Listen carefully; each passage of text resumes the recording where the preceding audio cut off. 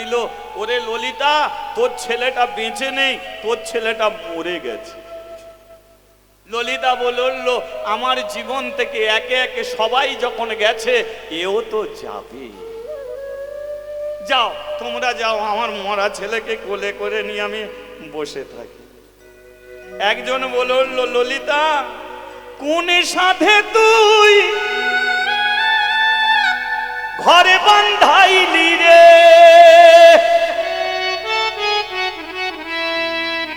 তোর ঘরে অনলে পুড়িয়া গেল রে,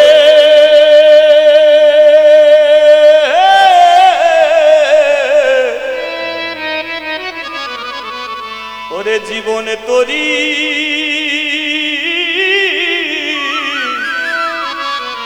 তোরে ভাই গেল রে। ও তুই কোন সাথে তুই ঘরে বাঁধাইলি রে,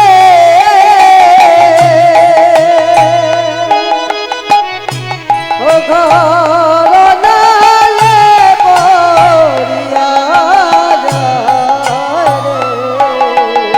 রে, ও তোর জীবন তরি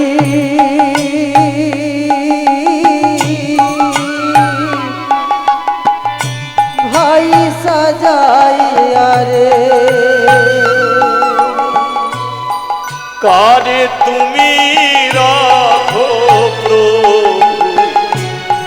সুখেরি সংসারে, কারে কোন সর্বহারা জগত মাঝারে, আর কারে তুমি রাখো প্রভু সুখেরি সংসারে, কারে করে সর্বহারা আপন বাধারে, ও দয়াল রে তো এই কি বিচার রে, কেন দিয়ে বিধি এমনি করে কেড়ে নিলি রে,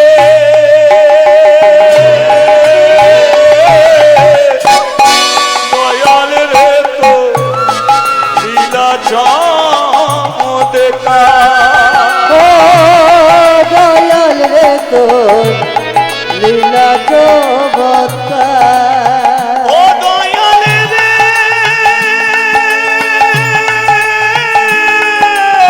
ও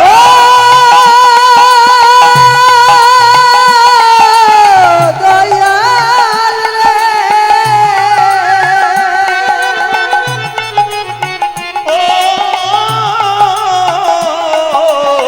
দয়াল রে, দয়াল রে, দয়াল রে তো